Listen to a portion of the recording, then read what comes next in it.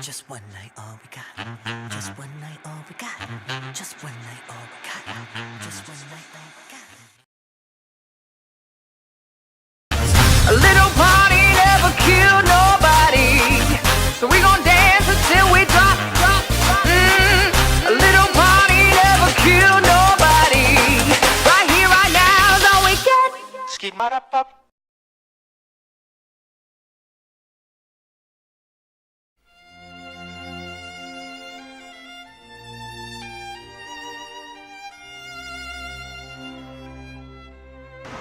Bonjour, ma chérie.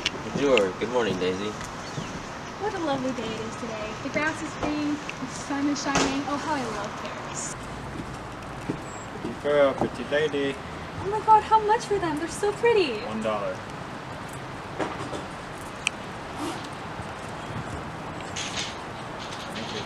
Thank you.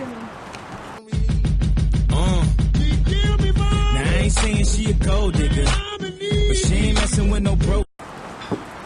So Jay, tell me about your life before the draft. Simple life on the water, really. My father would take me out on his yacht, and I would play piano for my mother in the mansion.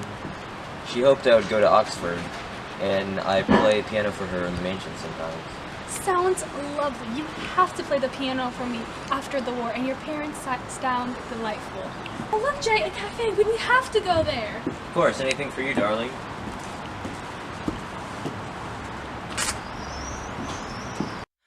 I wanna be a billionaire so freaking bad. Buy all of the things I never had. Thank you.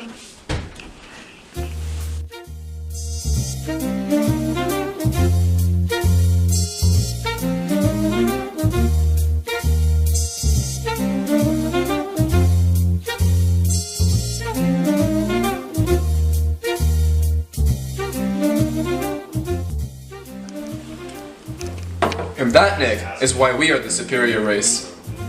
Bored, let's get bored. Everything I own, my old man bought for me. I got a brand new car, it's a limousine. Tom, have you ever even met a black person? No, not really. I think I want to order some escargot. I have no idea what it is, but it sounds French. But that's the most expensive thing on the menu. So, it's our honeymoon. Don't you want me to enjoy myself?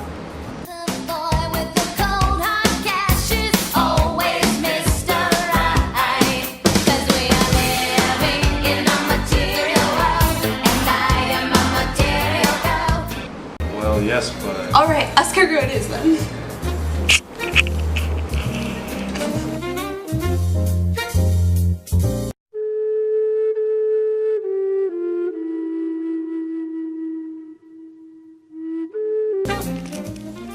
Some say the world will end in fire, some say in water. From what I've tasted of desire, I hold with those who favor fire. But if I had to perish twice, I think I know enough of hate that for destruction water is a lot less hotter? Ugh, no, that's not quite right, is it?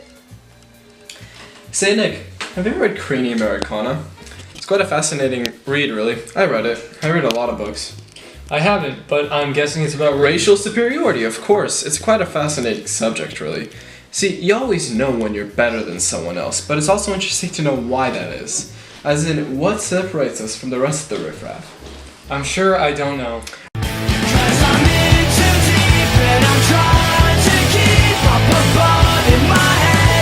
Well, I'll tell you. It's all about skull shape. Absolutely disgusting.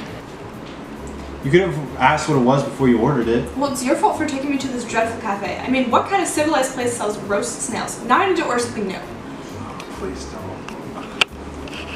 Oh boy, nobody loves me. He's just a poor boy from a poor family, sparing his life from this monstrosity.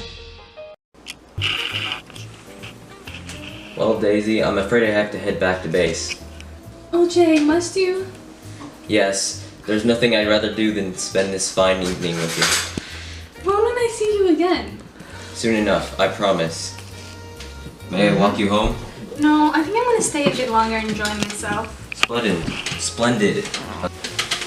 Until we meet again, Daisy.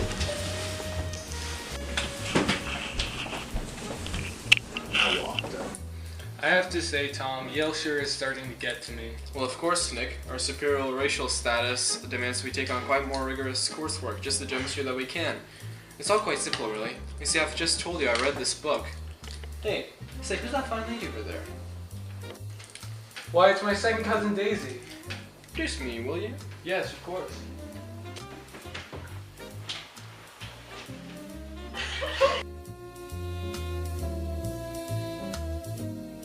Oh, Nick, what a surprise it is to see you here. It's good to see you again as well. And this is Tom. He's a friend of mine from Yale. His family lives over in East Egg. It's quite an experience to meet such a beautiful woman like you. Well, the pleasure is all mine. So, what brings you to Paris, Daisy? Oh, I was just meeting an old childhood friend of mine. How about you, Nick? Oh, we're on a break, so we decided to spend it here in France. Well, it's quite a beautiful city, isn't it? Yes, quite.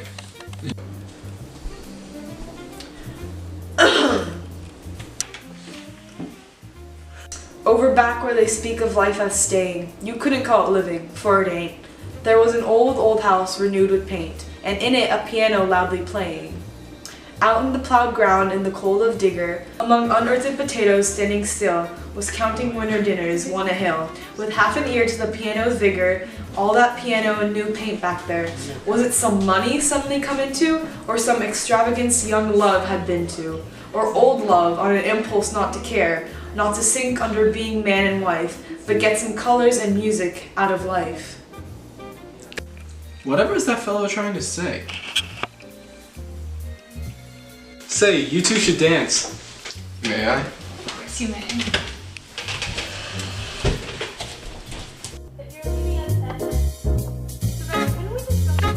You have the most beautiful eyes. Well, thank you. You seem to be quite a good dancer. Of course I am, thank you. Mind if I excuse myself for a moment? Not at all. Oh, I'm very sorry, that was completely my fault. Would you care for a dance? Well, of course. Well, if you insist. Well, surely she's just trying to enjoy herself, is she not? Yes, of course. I suppose she deserves a little fun. Nothing to make of it then, nothing at all.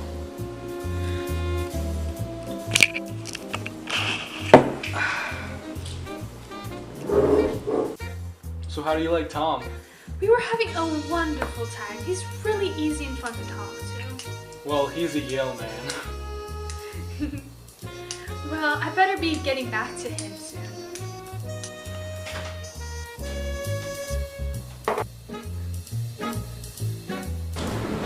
Oh, it's been a pleasure, Myrtle. You live in New York, right? So I'll make sure to give you a call and visit you in your shop sometime. Hey there, Daisy. I thought you'd be gone for just a moment. Yeah, I apologize about that. Oh, don't worry about it. Would you like a drink tonight? Yes, please.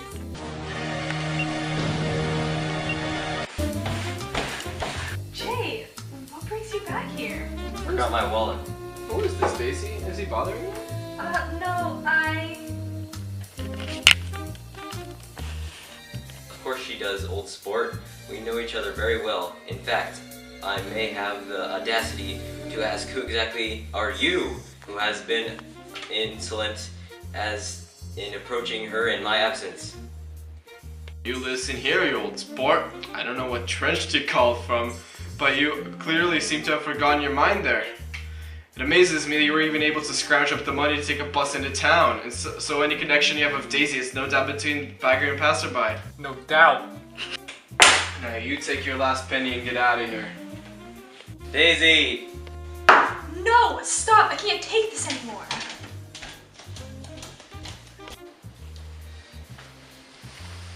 Nice night for a walk. About that. Go.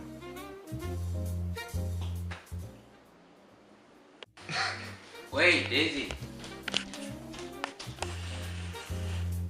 Hey there, Daisy. How's it going? Hey, I'm good, and you? Good. Hey, did you hear about how the Giants beat the Yankees 3-5?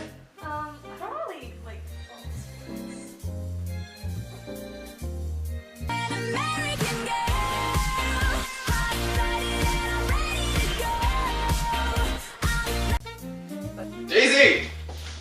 Tom, you seem awfully peppy. I got something amazing. I got tickets to a world-class ball, attended to by international experts. World-class ball? That sounds like paradise. I mean,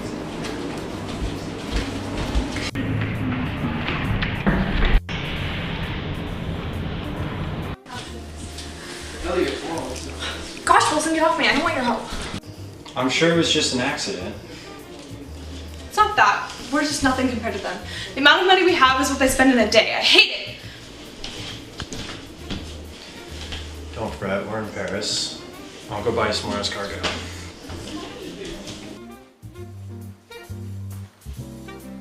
A mother takes 20 years to make a man out of her son, only to have a woman make a fool out of him in 20 minutes. I'm afraid I don't know what you mean. Oh, the yearning of the image you seek can never be attained. We love who we love for what they are. Who is Daisy to you then? Or rather, what is she to you? What?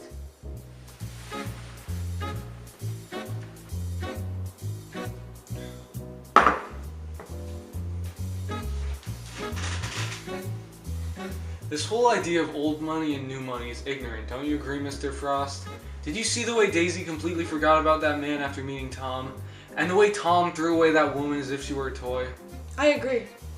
These people consider themselves privileged because they have money they inherited from their families, and they consider themselves different than the people who make their money on their own. They all spend their money the same way and show it off to people as if they're better than everyone else. Nobody was ever meant to remember or invent what they did with every cent. What does that even mean, Mr. Frost? I can see how someone with far less superior mind than mine doesn't understand my wise words. But what it means, my friend, is that you don't remember spending the money, but you remember the love and joy that you get from it. It is the experience and social dominance that takes you. Okay, that doesn't mean they have to wave their money around so constantly like a bunch of spoiled brats. And it certainly shouldn't mean that they're above moral boundaries. I agree, but it's their money and they can do what they want with it. Don't you see that in their minds their actions are completely justified? It is the way their families have been raised for generations, so there's no reason for them to stoop down to the levels of others and entangle themselves within the moral constructs of the lower class, when to them they are simply side entertainment used as a distraction from the lazy days of wealth. But, my boy, I am the great Robert Frost. Don't try and argue with me. You should instead be inspired by my quotes like everyone else and comment about how great they are, and how great I am as a writer. sorry, Robert Frost. Plus, those spoiled brats, as you call them, are also future fans of my work. And let me tell you that they do not mess with new money people like that soldier who just walked off.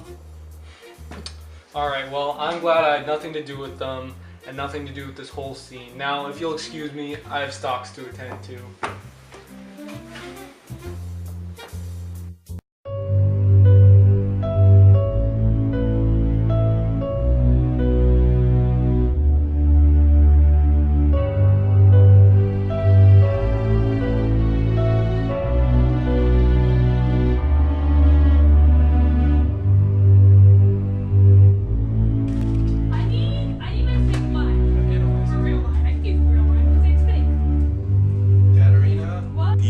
Wait, are you staying or are you going home?